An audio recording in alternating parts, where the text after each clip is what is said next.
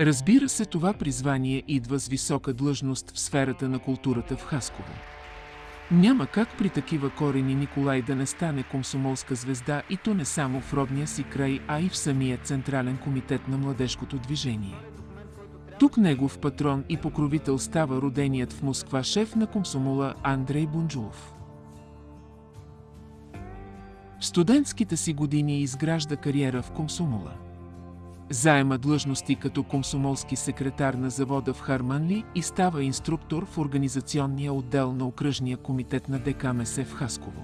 Много е трудно да отделиш човека, който така го болят проблемите на обществото и на младежкия колектив, от човека, който пак така целенасочено, съзнателно, активно работи в Съюза, но с друга цел. Може би трябва много навътре в душата да му се влезе на този млад човек, за да се разбере действително какъв е той. Какви са мотивите му, какви са